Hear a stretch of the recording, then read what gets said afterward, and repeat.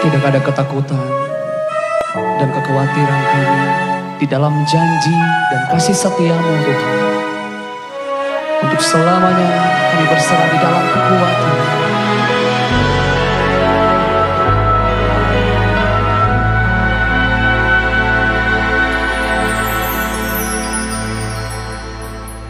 Sungguh besar setiamu, Kau nyatakan bagiku. Kau Bapa yang selalu mengerti isi hatiku. Kemuliaan-Mu Kau janjikan, aku tetap percaya, ku percaya janji-Mu ajaib terukir dalam kehidupanku. Ku berserah di dalam kekuatan-Mu, ku percaya.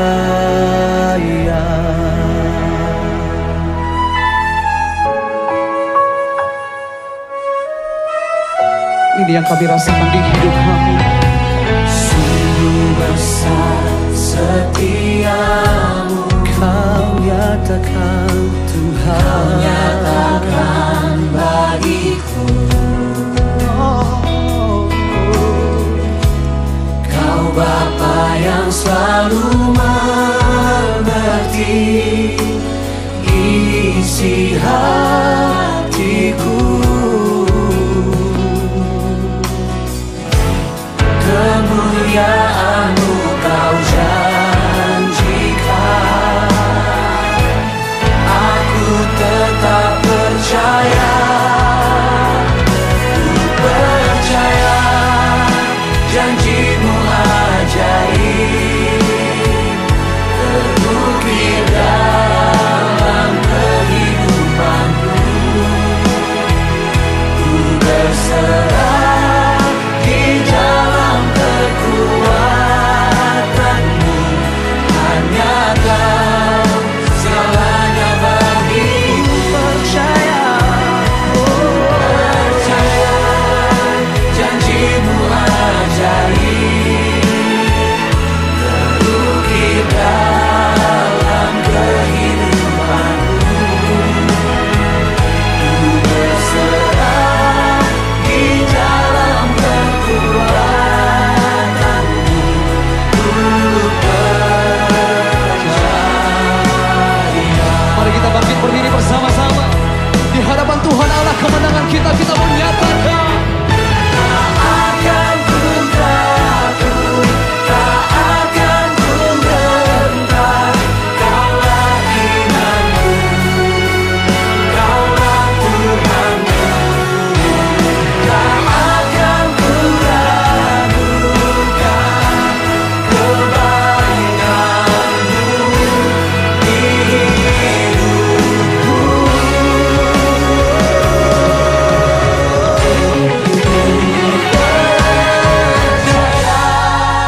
Janji-Mu ajaib terukir dalam kehidupanku. Ku berserah di dalam kekuatan-Mu, hanya Kau segala bagiku. Ku percaya janji-Mu ajaib terukir dalam kehidupanku. Ku berserah di dalam kekuatan-Mu, ku percaya. Ku berserah di dalam kekuatan-Mu, ku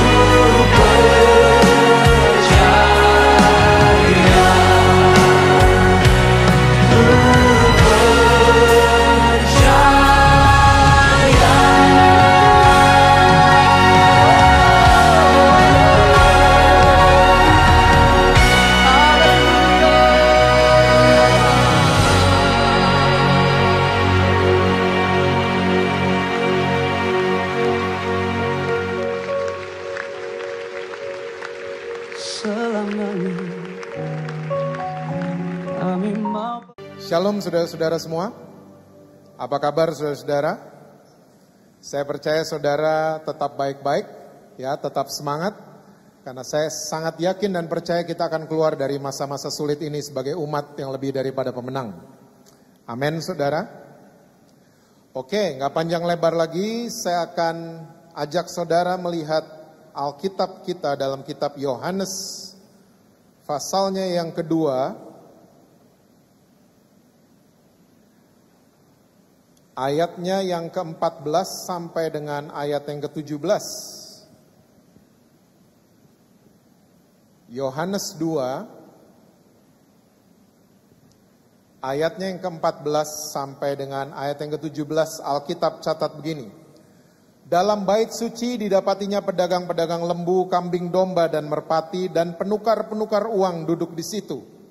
Ia membuat cambuk dari tali lalu mengusir mereka semua dari bait suci dengan semua kambing domba dan lembu mereka. Uang penukar-penukar dihamburkannya ke tanah dan meja-meja mereka dibalikannya. Kepada pedagang-pedagang merpati ia berkata, ambil semuanya ini dari sini, jangan kamu membuat rumah Bapakku menjadi tempat berjualan. Ayat 17. Maka teringatlah murid-muridnya bahwa ada tertulis, cinta untuk rumahmu menghanguskan aku. Saya percaya semua saudara yang hadir pada malam hari ini sudah tahu cerita ini. Ini adalah salah satu cerita yang cukup terkenal di Alkitab saudara dan saya, bahwa hari itu Yesus marah besar. Ini bisa dibuktikan di ayat ke-15 bahwa yang bikin cambuk Yesus sendiri. Yesus gak suruh Petrus bikinin cambuk, ya. Yesus gak suruh Yohanes bikinin cambuk, tapi dia bikin sendiri cambuknya. Lalu ini udah getting physical, karena yang jungkir balikin meja, hamburin semua uang ke tanah, itu Yesus sendiri juga. Yesus gak suruh murid-muridnya bikin itu, tapi dia yang lakukan itu semua sendiri. Ini membuktikan bahwa that day, hari itu, he was so pissed off. Dia marahnya luar biasa. Nah pertanyaannya malam hari ini adalah, kenapa Yesus bisa segini marah sama pedagang-pedagang? Karena Petrus nyangkal Yesus. Yesus gak begini tuh marahnya sama Petrus. Ya, Petrus dijungkir balikin gitu, enggak. Yudas berkhianat. Yesus gak begini sama Yudas. Ngejar-ngejar Yudas pakai cambuk gitu, enggak. Yang paling parah orang Farisi dan ahli-ahli Taurat. Mereka kalau mengutarakan pertanyaan, sifatnya pengen jatuhin Yesus. Yesus tidak juga semarah ini sama ahli Taurat dan orang Farisi. Nah kenapa, why? Sama pedagang-pedagang dia bisa segini marah. Main fisik. Bikin cambuk. Jungkir balikin meja, dihamburin semua uang ke tanah. Nah malam hari ini untuk saudara-saudara yang datang on-site atau online yang nonton di rumah, saya cuma mau yakinkan saudara bahwa Tuhan cinta sama pedagang. Tuhan cinta sama businessman. Tuhan cinta sama businesswoman. Saya pun berdagang makanan di Jakarta. Tuhan cinta, Tuhan yang buat sistem perdagangan. Oke? Nah yang Tuhan Yesus gak suka adalah kalau mentalitas pedagang dibawa masuk ke rumah Tuhan. Nah ini yang membuat Yesus marah. Kita semua tahu di semua kota, di sebuah negara, ya, mental pedagang sama ada dua. Yang pertama adalah untung buat saya mana. Gak ada pedagang yang cari rugi, gak ada. Dan di sistem perdagangan, it's very okay. Gak apa-apa banget bahwa seorang pedagang, seorang businessman, businesswoman, dia cari untung, gak apa-apa banget. Tapi kalau mental ini dibawa-bawa ke hubungan kita sama Tuhan, nah ini yang bahaya. This is so dangerous. Dan banyak orang Kristen tanpa kita sadari, pendekatan kita sama Tuhan, ya sudah pendekatan untung dan rugi namanya. Kalau untung saya akan rajin datang, pastor. Ya, sering dengar orang Kristen ngomong kayak gitu? Atau sering ngomong kayak gitu? Kalau menguntungkan saya akan komitmen. Saya nggak bayar per puluhan, 30-an kalau perlu saya kasih. Tapi kalau rugi, masih bisakah kita ngomong saya cinta sama Tuhan Yesus? Saya sayang sama Tuhan Yesus. Masih bisakah kita kayak 3 temennya Daniel? Masih bisakah kita kayak Nabi Habakuk? Masih bisakah kita kayak Hana? Walaupun yang terjadi gak enak, tapi kita masih bisa cinta sama Tuhan. Susah kan ngomong aminnya? Karena kita gak terbiasa mungkin. Kita melayani Tuhan, cuan buat gue berapa ya? Kita datang ke kebaktian yang kita cari cuman untung. Kalau rugi kita marahin Tuhan, kita kepahitan sama Tuhan, dan seterusnya. Ingat loh saudara, Tuhan Yesus tidak pernah menjanjikan keuntungan jasmani. Yang Tuhan Yesus janjikan buat saudara dan saya adalah keuntungan rohani. Kalau rohani untung, jasmani akan mengikuti. Jangan dibolak-balik. Karena Yesus sudah katakan dengan jelas, carilah dahulu kerajaan Allah dan kebenarannya, rohani untung, maka semua akan ditambahkan buat saudara dan saya. Jasmani will follow. Jangan jadikan gereja kayak Gunung Kawi lagi saudara. Ya, bedanya cuman kita lambangnya salib, lagunya lagu gereja. Ya, tapi Gunung Kawi pohon lambangnya. Bedanya itu doang. Tapi motif orang-orangnya sama semua. Pengen mengeruk keuntungan jasmani. Please don't do that anymore. Lalu mental pedagang yang kedua. Pedagang selalu mau saingan sama toko sebelah. Di dalam sistem perdagangan, sekali lagi it's very okay. Ya, delivery toko sebelah kayaknya lebih keren tuh. Wah, kita ikutin deh. Ya, atau enggak kita lebih canggih deh dari sebelah. Oke? Di dalam dunia perdagangan nggak apa-apa, tapi kalau gini-ginian dibawa masuk ke rumah Tuhan, ini yang ngawur. Ngaco nih udah. Dan ini udah terjadi di mana-mana, turun-temurun. Orang Kristen kalau udah punya established ministry, ya, kalau udah dapat gedung gereja, dapat tempat, kita mulai lirik gereja sebelah. Dan kita mulai merasa, wah khotbah kita lebih benar dari sebelah. Lagu kita, tim musik kita lebih keren dari sebelah. Kita mulai begitu. Kita mulai ngerasa lebih benar dari yang lain. Kita ngerasa lebih paling bagus dibanding yang lain. Tolong ingat saudara. Saudara yang hadir dan saudara yang di rumah. Tolong ingat baik-baik. Kalau iblis gak bisa bikin kita jadi jahat. Iblis akan membuat saudara dan saya ngerasa paling benar. Sama juga itu jahat jatuhnya. Iblis. Dan itu terpengaruh ke individu-individu yang datang di kebaktian. Ya, kalau udah merasa melayani, merasa ngerti ayat, ngerasa rajin berdoa, kita ngerasa lebih better dari yang lain. Kita ngerasa lebih kudus dari yang lain. Kita ngerasa lebih baik daripada yang lain. Apaan ini? Gereja udah kayak begini hari ini. Kita kehilangan esensi daripada gereja. Makanya murid-muridnya Yesus abis ngelihat Yesus marah, mereka teringat perkataannya Raja Daud di ayat 17. Justru cintaku akan rumahmu menghanguskan aku. Saudara kalau cinta ke rumah Tuhan, mentalnya kalau masuk ke rumah Tuhan jangan mental pedagang lagi. Mentalnya kayak Raja Daud. Hanguskan aku, hanguskan karakterku yang belum beres. Hanguskan masa lalu aku yang bikin malu. Hanguskan semua sifat-sifat aku yang belum benar. Seharusnya kita begitu dong. Kita datang ke gereja mau dibentuk, mau diproses, mau dibuat jadi person yang lebih better than yesterday. Seharusnya begitu orang Kristen. Bukannya gereja jadi kayak pasar, tempat dagang kita sama Tuhan, tempat kita nyogok Tuhan. Don't do that anymore. Saya nggak mau pakai istilah COVID-19 ini Yesus lagi marah sama kita kayak ini. Enggak. Saya lebih senang pakai istilah Yesus lagi ngajarin saudara dan saya lewat COVID-19 ini. Lagi diajarin kita semua sama Tuhan Yesus. Ya tapi bisnis saya slowing down. Income saya turun, Pastor. Sabar dulu, sabar. Kita semua ini lagi di restart. Di reboot. Ya. Dikembalikan ke titik nol. Untuk kita appreciate pohon, appreciate udara yang kita bisa hirup tiap pagi gratis. Ya. 7 bulan ini semua manusia di muka bumi ini diajarin seperti itu. Untuk kita appreciate little things. Untuk kita ngandalin Tuhan. Nah, sampai mau tutup ini, saya akan bahas buat saudara, Kisah Para Rasul 3 ayat yang ke-21 sekarang. Coba kita buka.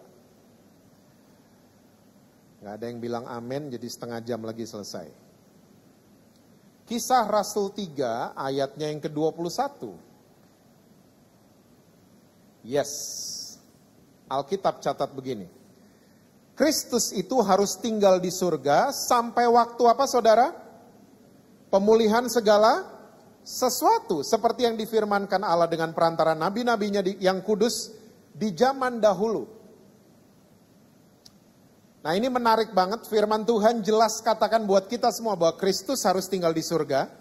Sampai segala, bukan setengah, bukan 1/4, bukan 3/4. Segala sesuatu dipulihkan. Oke? Nah pemulihan di ayat ini diambil dari versi King James, KJV, Alkitab King James. Itu dia menggunakan kata restitusi.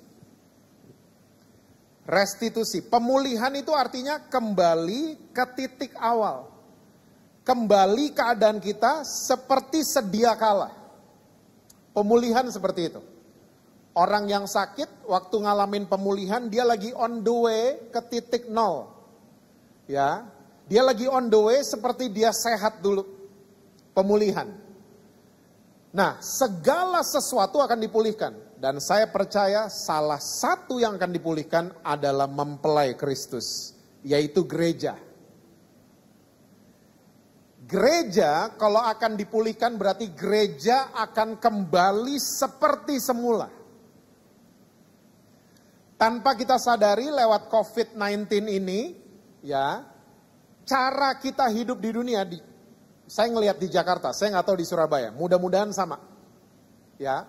Cara hidup orang Kristen udah persis kayak gereja mula-mula. Ingat saudara, kata gereja artinya adalah sekumpulan orang yang dipanggil keluar dari kegelapan untuk menentukan nasib kota mereka. Perlu saya ulang? Saya ulang ya. Arti kata gereja, eklesia, adalah sekumpulan orang yang dipanggil keluar dari kegelapan kepada terang untuk menentukan nasib kota mereka. Kalau kita ngaca sama gereja hari ini, kita deviasinya udah jauh. Jauh. Nah oleh sebab itu saya ingin mengajak saudara kita mundur satu pasal. Kita akan lihat apa yang dilakukan sama gereja mula-mula. Ya, coba buka Kisah Rasul 2 ayat yang ke-42. Kisah Rasul 2 ayat yang ke-42. Kita semua tahu bahwa murid-muridnya Yesus dan beberapa ya, orang-orang ratusan orang, mereka menerima baptisan Roh Kudus. Mereka menerima kuasa. Sampai hari itu terkenal dengan istilah Pentakosta. Dan abis mereka filled with the Spirit, waktu mereka penuh dengan roh, lahirlah gereja di Yerusalem. Oke? Dan Alkitab catat, saya seneng banget judul yang dikasih sama Alkitab. Cara hidup jemaat mula-mula. Bukan bentuknya. Karena ada pembicara, ada pelayan-pelayan Tuhan yang maksa gereja gedung balik ke rumah kayak di Alkitab dong. Itu bentuk doang. Tapi yang esensinya adalah cara hidupnya mereka. Itu yang kita mesti pelajari. Dan itu adalah awal daripada gereja lahir. Ayat 42, Kisah Rasul 2 ayat 42. Ini ada 4 hal yang mereka lakukan. Sampai akhirnya membuahkan 10 hal buat mereka. Saya nggak akan sempat bahas 10 buah yang dialami sama jemaat mula-mula. Saya akan membahas 4 hal ini aja dulu di ayat ke-42. Oke, kita mulai. Mereka bertekun dalam pengajaran rasul-rasul dan dalam persekutuan. Dan mereka selalu berkumpul untuk memecahkan roti dan berdoa. Ada 4. Mereka bertekun dalam pengajaran rasul-rasul. Mereka bertekun dalam persekutuan.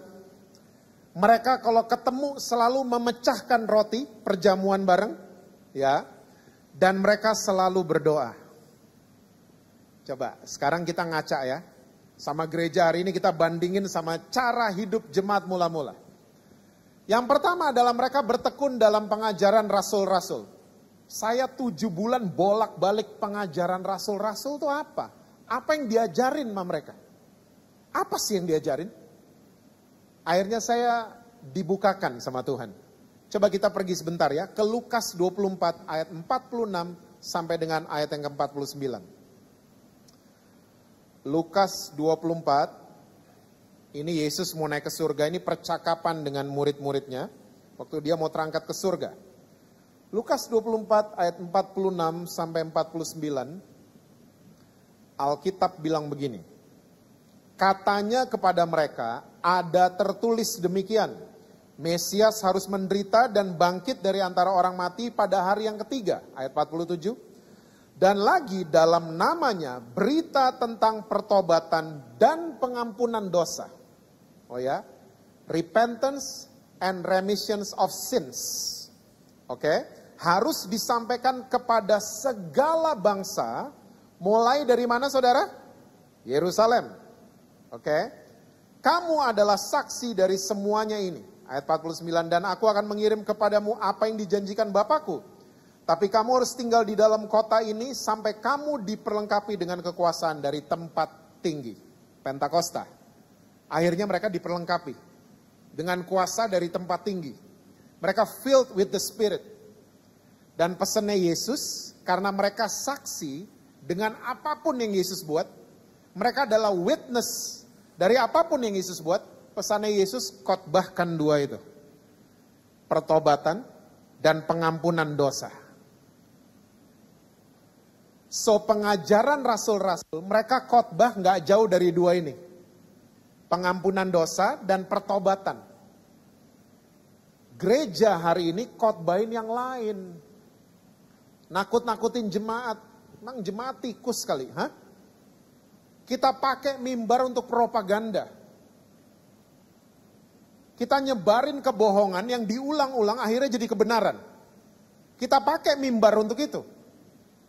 Sementara yang dipesan Yesus simple. Makanya waktu dia mau naik ke surga, dia cuma bilang, go and preach the gospel.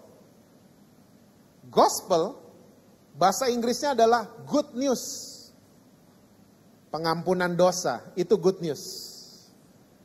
Remission of sins. Saudara tahu, sins, dosa-dosa, Alkitab bahasa Indonesia kurang tepat sebenarnya. Dosa itu satu, dosa. Karena dosa nggak ada yang kecil, nggak ada yang besar. Dosa is dosa. Tapi kalau dibilang sins, pakai S.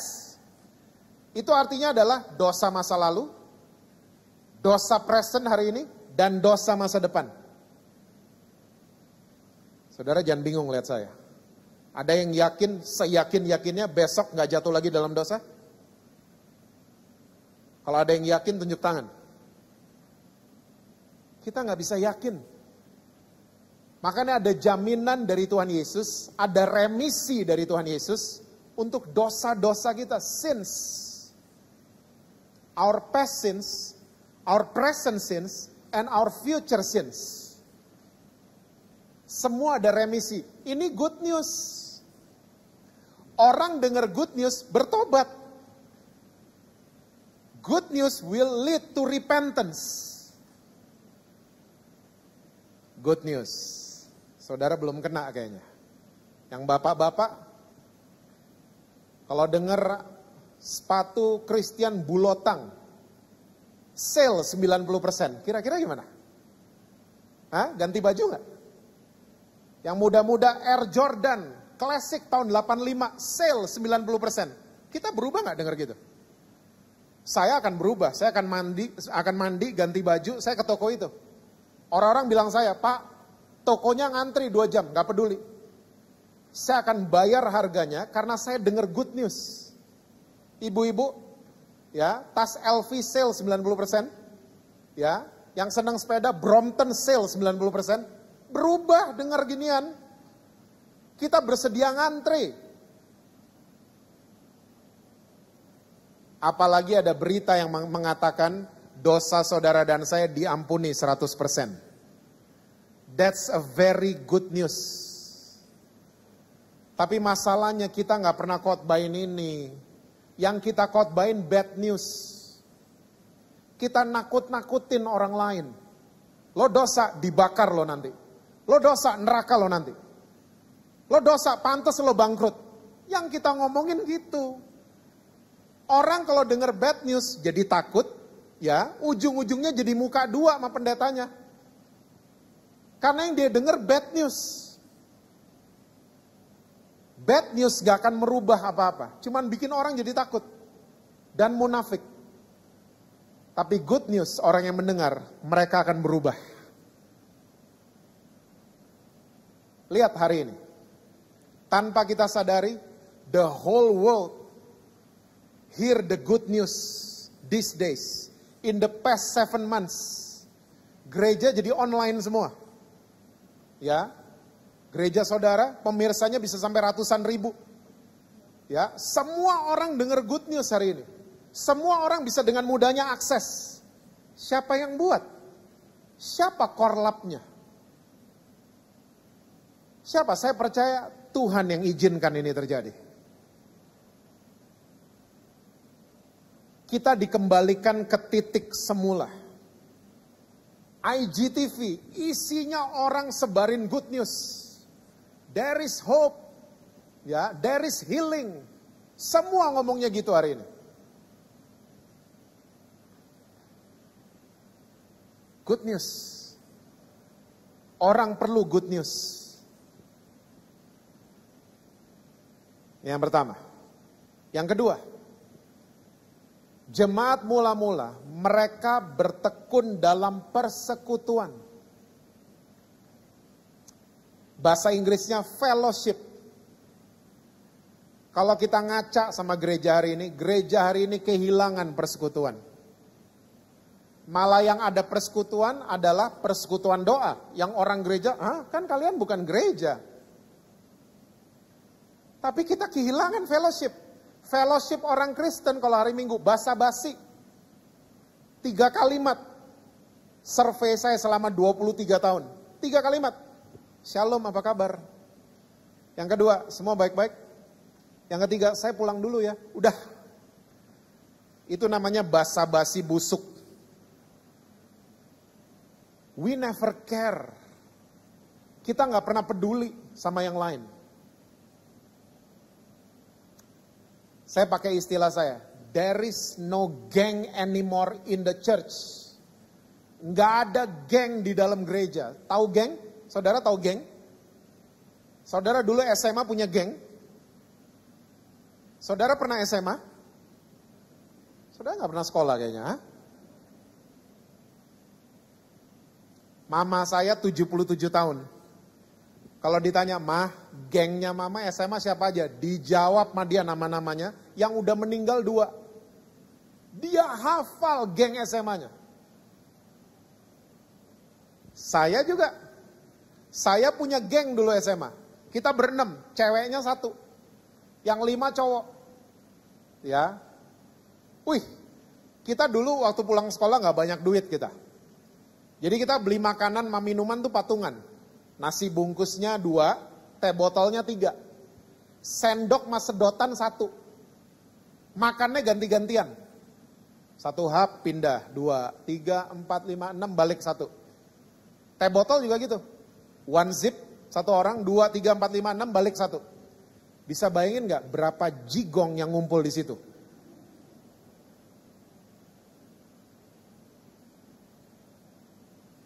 But you know what? Saudara tahu gak? Kita berenam, 1 nangis, 5-5-nya ikut nangis yang lain. 1 seneng, yang 5 ikut seneng. 1 dipukul, yang 5 kagak terima. Yang paling duluan saya biasanya. Siapa yang mukul lo? Gak terima yang lain. Because what? We are gang. Geng kayak begitu.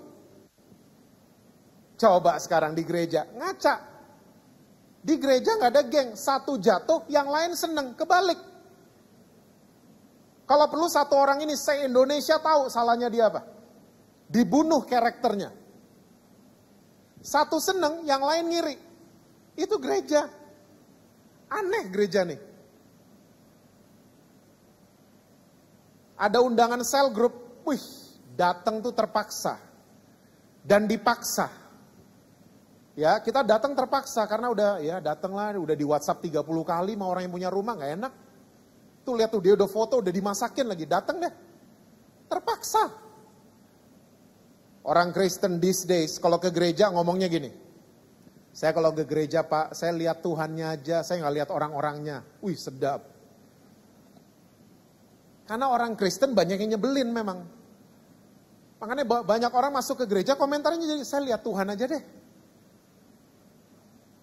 Coba, saya cuma mau cerita sama saudara, saya kalau diundang sama geng SMA saya, Jazz, Sabtu besok sepeda bareng yuk. Jam 6 pagi, ada meeting jam 8, geser habis makan siang. Karena geng yang undang. Sampai hari ini masih begitu. Apa yang saudara mesti tahu? Looking forward kalau ketemu geng. Kita nggak looking forward ke gereja. Hah? Kok belaga lupa gitu mukanya? Kita nggak looking forward. Kita ada cell group, kita nggak looking forward. Cell group lagi. Zoom lagi sama anak-anak gereja. Kita nggak looking forward. Sama geng kita looking forward. Jemaat mula-mula mereka bertekun dengan fellowship. Mereka geng. Satu sedih, yang lain sedih. Sepenanggungan semuanya. Yang lain satu senang, yang lain ikut senang.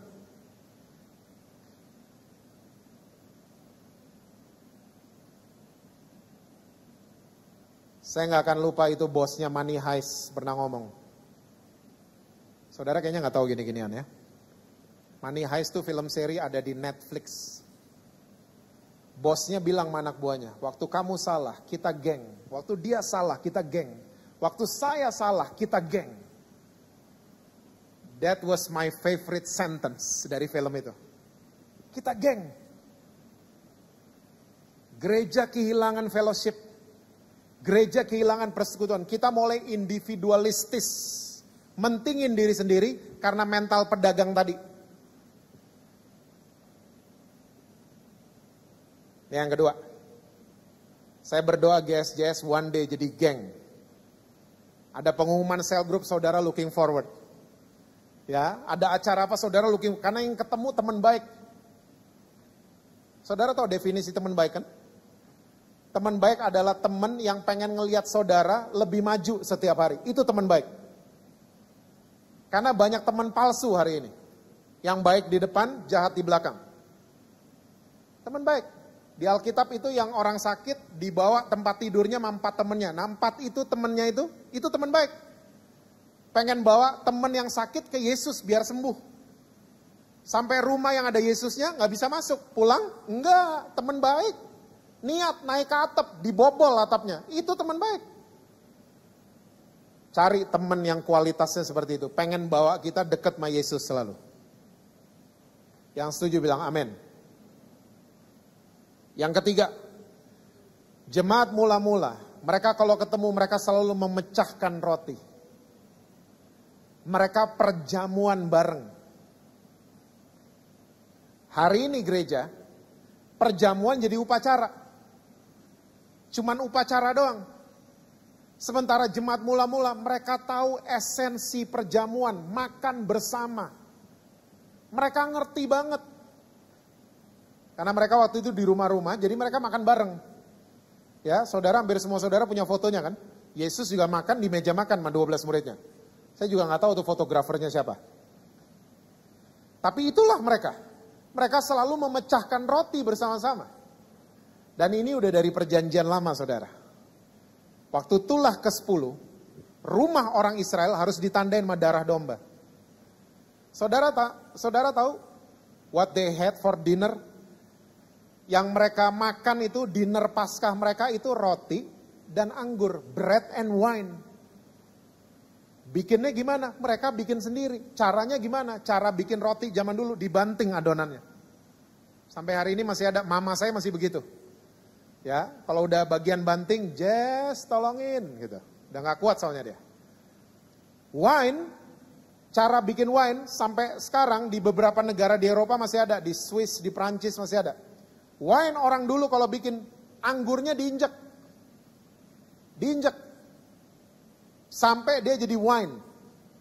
Oke?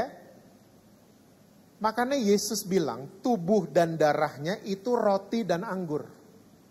Dibanting, diinjek, disiksa sampai hancur. Supaya orang lain bisa menikmati. Saya berharap waktu saudara perjamuan, next perjamuan, saudara akan menghayati, mengimani bahwa roti dan anggur yang saudara minum. Waktu saudara telan, saudara sedang telan mujizat. Saudara sedang telan kesembuhan. Saudara sedang menelan pemulihan terjadi. Itu gak main-main, itu makanan tersehat di dunia udah. Perjamuan namanya. Kita hari ini cuma dijadiin upacara. Mereka mengerti the death and the resurrection of Jesus Christ. Mereka ngerti banget. Makanya perjamuan mereka celebrate. Makanya orang yang gak sehati gak bisa satu meja makan kan. Itu kata Yesus, Yudas gak bisa lama-lama semeja makan sama Yesus. Karena udah beda. Makan bersama penting. Lewat COVID-19 banyak keluarga jadi rajin makan bareng kan. Hopefully di Surabaya kayak gitu. Di Jakarta kayak gitu. Kita perjamuan bareng hampir tiap hari. Kita beli red wine. Kita beli roti. Ya, hanya untuk perjamuan. Makan bersama. Perjamuan is so powerful. Jangan take it for granted. So saudara yang sakit, saudara yang perlu mujizat, coba mulai ambil langkah iman dengan melakukan perjamuan sesering mungkin di rumah saudara. Gak ada pendetanya, saudara yang kepala rumah tangga, saudaralah imamnya. Perjamuan. Yang terakhir, jemaat mula-mula mereka rajin berdoa. Gereja zaman sekarang kita kayaknya kurang rajin berdoa. Doa cuma dijadiin acara. Namanya jelek-jelek lagi. Makanya orang gak mau datang. Doa semalam suntuk. Suntuk, makanya gak ada yang mau datang. Doa pagi buta. Buta, makanya gak ada yang mau melek. Udah dijadiin acara, namanya jelek-jelek. Wah, kosong. Pengunjung kosong. Saya gak pernah menyalahkan kalau di Jakarta saya sering melihat orang Kristen kalau berdoa badannya goyang-goyang. Kalau saudara baca jemaat mula-mula waktu mereka berdoa, gedung tempat mereka berdoa, gedungnya yang goyang. Powerful doa mereka. Karena doa udah jadi gaya hidup, bukan acara jemaat mula-mula. Lihat sekarang lewat COVID-19. Gak usah dikomandoin orang Kristen berdoa loh di rumah-rumah. Kita jadi rajin berdoa. Ya saya berdoa karena takut. Biarin aja yang penting jadi berdoa. Saya karena takut kena virus Pak. Biarin aja yang penting jadi pendoa.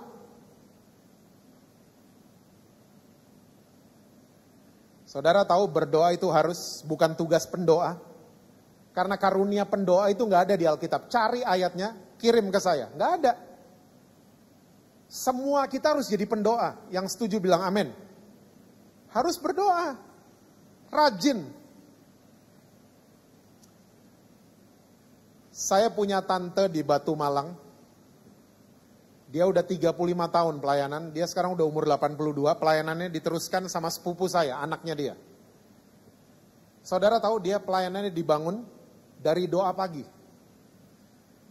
Jemaatnya untuk kota Batu itu cukup banyak, 1.500 jemaatnya. I watch her Since I was a kid, dari saya kecil, saya suka diajak mama saya ke Batu. Batu masih dingin waktu itu.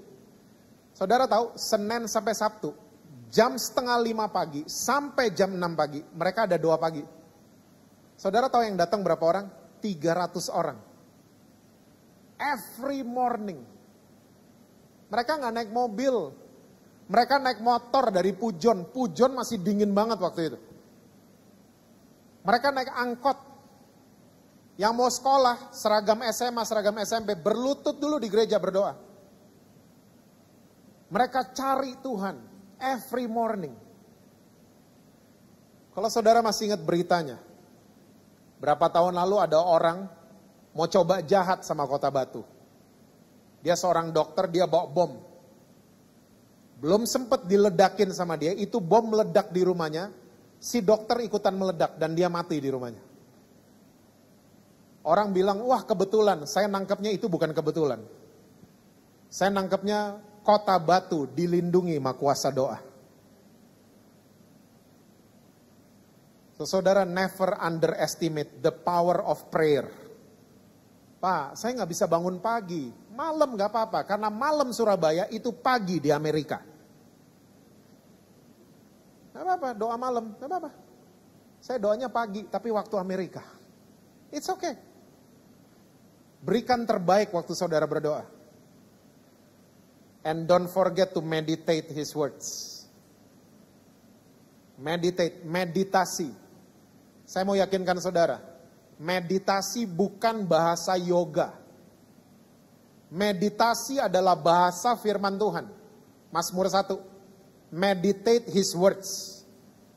Nah yang kita lakukan selama ini berdoa doang, kita cuma ngomong sama Tuhan minta ini, bawa proposal ini, proposal itu. Kita nggak pernah kasih waktu untuk meditate. Apa tuh bedanya doa sama meditasi? Doa kita yang bicara sama Tuhan. Meditasi Tuhan yang bicara sama kita. Kita seringkali rajin berdoa, tapi waktu Tuhan mau ngomong kita amin. Tuhan juga bingung kali. Saya mau ngomong nih amin. Hah? Adain waktu untuk meditate, berdiam diri. Tenang. Jangan terburu-buru pengen cek WhatsApp, pengen cek Instagram. Ntar dulu. Meditate His words.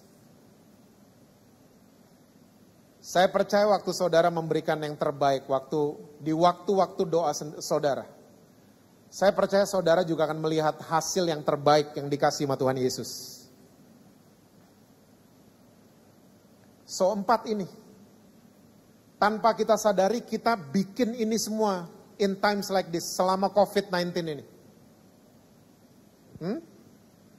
Orang jadi banyak dengar good news.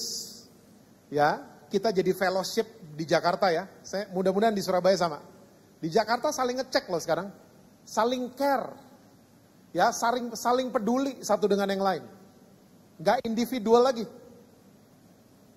Kita rajin perjamuan di Jakarta, dan kita jadi rajin berdoa, tanpa kita sadari. Tuhan balikan umatnya, seperti cara hidup jemaat mula-mula. Kesimpulan saya ada 3. Jemaat mula-mula, mereka dying to self. And Jesus is the center. Mereka mati sama kedagingan mereka dan mereka membuat Yesus jadi pusat segala-galanya dari action mereka. Coba belajar. Jangan berdagang. Orang yang berdagang gak bisa begini. Orang yang mau coba nyogok-nyogok Tuhan gak bisa begini. Yang kedua, mereka sangat organik jemaat mula-mula. Hari ini gereja ada organisasi. Fine. Saya nggak pernah menyalahkan, kita mesti hubungan sama pemerintah dan lain sebagainya. Tapi orang-orang organik yang di dalam organisasi tersebut, berfungsi dong. Berfungsi. Jangan cuma duduk-duduk doang, jangan cuma manasin kursi gereja. Udah terlalu lama, udah ratusan tahun. Yang di depan di panggung pemain, yang duduk penonton. Udah kelamaan kayak gitu. Dan penonton selalu lebih pintar dari pemain. Ya kan? Komentator sepak bola lebih pintar dari Lionel Messi kan? Lebih jago, wah seharusnya gini. Coba komentator suruh main, gak ada yang bisa. Orang Kristen kebanyakan duduk dan nonton, akhirnya cuman komentator, pinter komentar. Saya mengajak Organics di GSJS Pakuan Mall. Jadilah pemain dan biarkan Yesus jadi komentatornya. Kita semua imam-imam dan imam besarnya adalah Yesus Kristus. Berfungsilah di kampus saudara, di sekolah saudara, di tempat senam saudara, tempat arisan saudara, ya, tempat saudara main sepeda. Jadilah terang dan garam di sana. Yang terakhir, jemaat mula-mula, their city is their mission field. Kota mereka, Yerusalem, adalah ladang misi mereka. Saudara kalau dengar kata misi, jangan mikir yang aneh-aneh, jangan mikir terlalu jauh. Misi mesti masuk ke pedalaman, ketemu suku ini, suku. No. Di dalam kota kita, udah banyak suku-suku baru. Di Jakarta contohnya ada suku baru, namanya suku Gowes.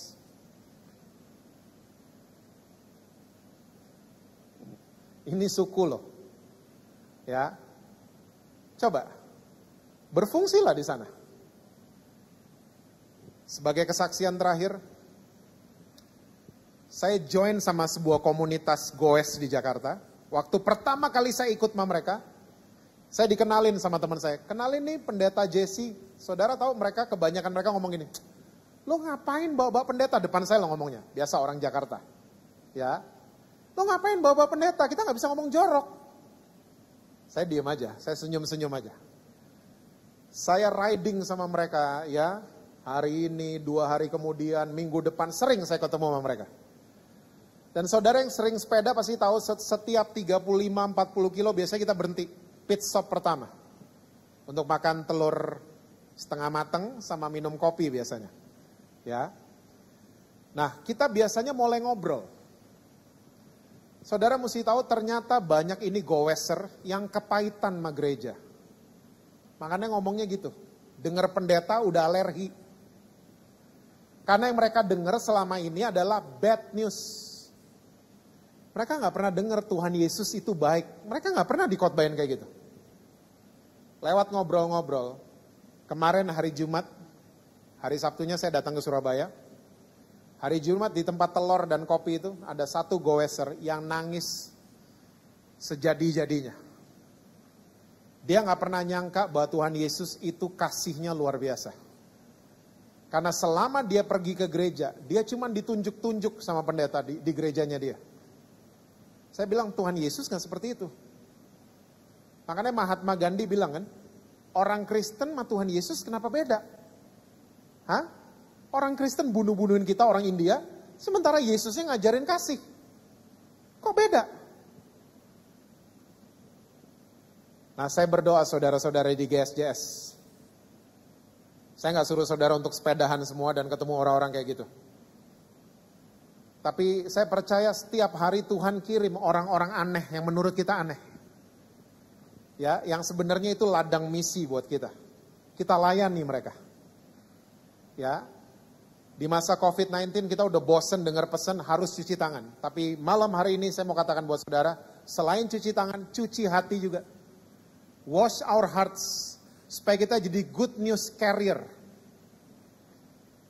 Punya virus carrier namanya good news. Kita kemanapun kita bawa nih virus. Tularin ke orang lain. Ingat tadi, orang dengar good news, ujung-ujungnya bertobat kayak Jumat kemarin. Pertobatan terjadi. Di warung telur dan kopi. Tuhan lagi bergerak di tempat manapun saudara. Ikutin pergerakan Tuhan, jangan kebanyakan komplain. Jangan berdagang lagi sama Tuhan. Ya, buang mental pedagang, buang attitude pedagang. Jangan bawa mental pedagang ke hubungan kita dengan Tuhan. Tapi ikutin cara jemaat mula-mula. Ya, mereka bertekun dalam pengajaran rasul-rasul, pengampunan dosa dan pertobatan. Mereka bertekun dalam fellowship. Mereka rajin perjamuan dan mereka rajin berdoa. Dan ujung-ujungnya mereka ditambahkan jumlahnya tiap hari sama Tuhan. Dan mereka disenangi sama orang banyak. Ya, saudara, saya percaya gereja juga lagi dikembalikan ke tempat semula sama Tuhan lewat COVID-19. Jangan kebanyakan komplain, bersabarlah. Ya, ikutin protokol. Karena lewatin ini semua, saya percaya ada mujizat besar yang menanti saudara dan saya. Tuhan berkati saudara-saudara semua. Selalu sukses dengan apapun yang saudara buat. Dan selalu harmonis di rumah.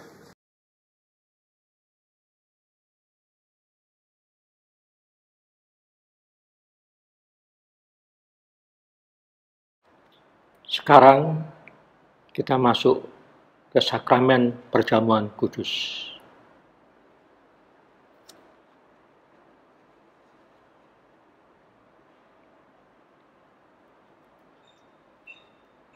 Mari kita angkat roti dan anggur itu. Kita akan memperkatakan perkataan iman ini bersama-sama. Dalam nama Yesus, aku percaya. Tubuh Yesus telah dipecah-pecahkan. Darah Yesus telah ditumpahkan bagi pengampunan, penebusan dosa-dosaku.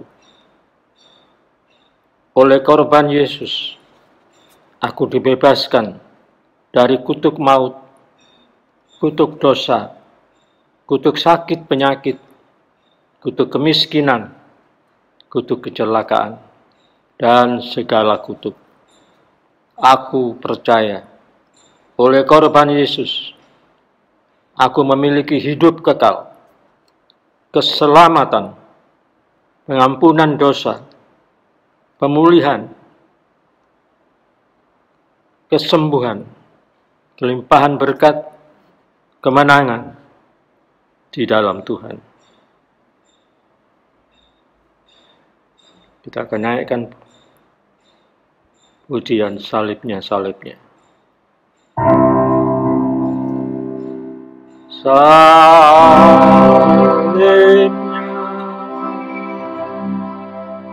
salibnya, sangat mulia. Dosaku diampuni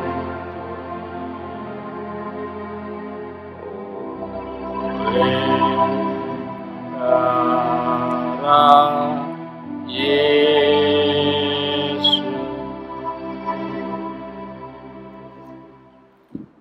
Sekarang kita angkat roti itu dengan tangan kanan kita tinggi-tinggi. Dengarkanlah firman-Nya. Sebab apa yang telah kuteruskan kepadamu, telah aku terima dari Tuhan, yaitu bahwa Tuhan Yesus pada malam waktu ia diserahkan, mengambil roti, dan sesudah itu ia mengucap syukur atasnya. Ia memecah-mecahkannya dan berkata, inilah tubuhku yang diserahkan bagi kamu. Perbuatlah ini menjadi peringatan akan aku. Terimalah dengan percaya dan makanlah dengan percaya dalam nama Tuhan Yesus Kristus.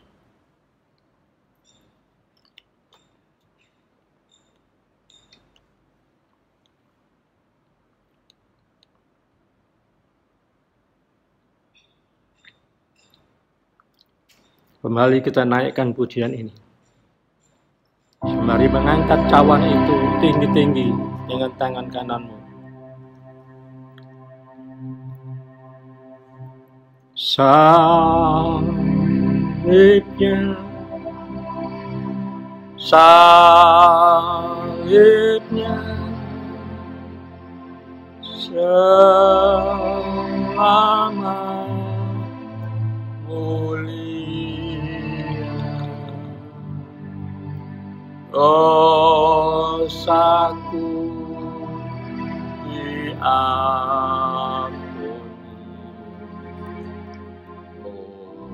oleh darah Yesus. Demikian juga ia mengambil cawan sesudah makan, lalu berkata, cawan ini adalah perjanjian baru yang dimeteraikan oleh darahku. Perbuatlah ini setiap kali kamu meminumnya, menjadi peringatan akan aku. Terimalah cawan itu. Minum dengan percaya dalam nama Tuhan Yesus Kristus.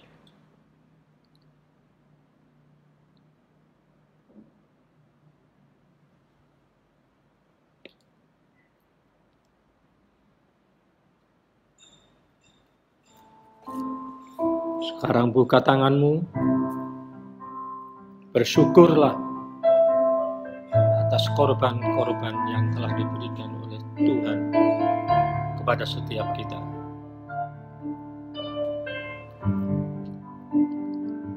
Haleluya.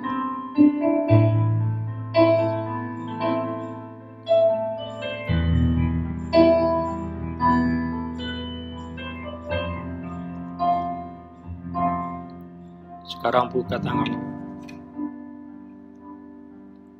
Terimalah berkat perjamuan kudus. Sesungguhnya segala dosa dan kesalahanmu sudah diampuni oleh Tuhan. Engkau disembuhkan dari sakit penyakitmu. Kuasa darah Yesus membungkus hidupmu. Namamu tertulis di dalam kitab kehidupan. Diberkatilah hidupmu dan keluargamu, anak dan cucumu hari ini sampai selama-lamanya. Betapa besar kasih.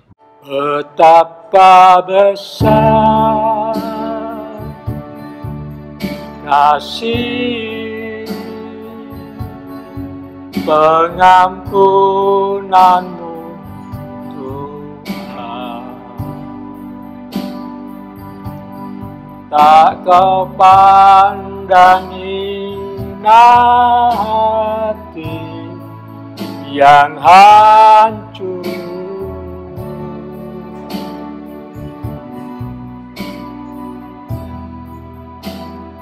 Ku berterima kasih kepadamu ya Tuhan.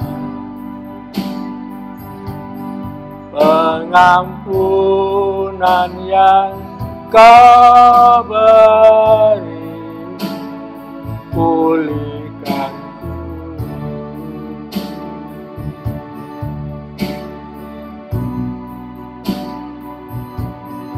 Pengampunan yang Kau beri, pulihkanku.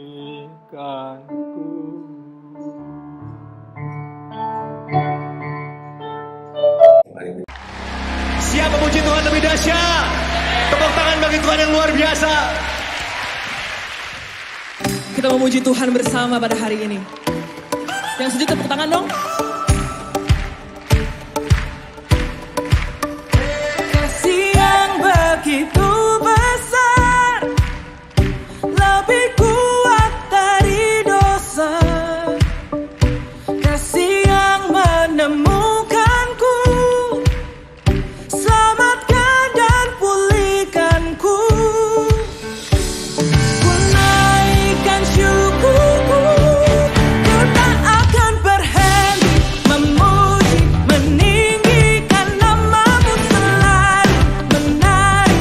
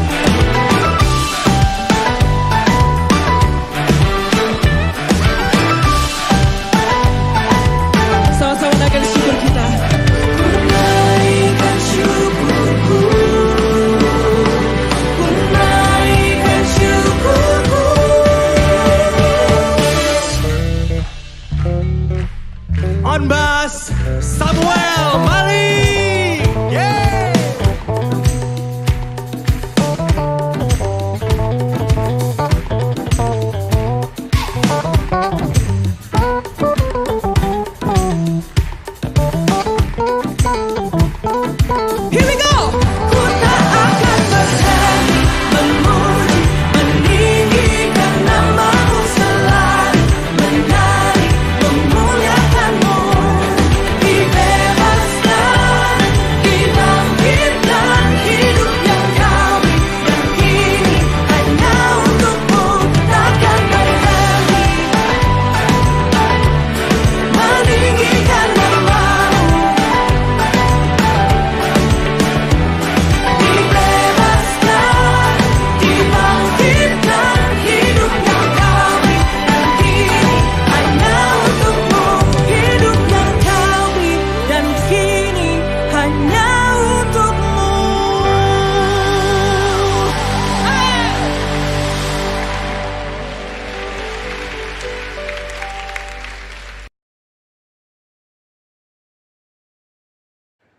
Sekarang, terimalah kasih karunia dan damai sejahtera Tuhan Yesus Kristus, dan kasih Allah Bapa kita, serta persekutuan Roh Kudus menyertai setiap kita, sekarang, seterusnya, dan selamanya.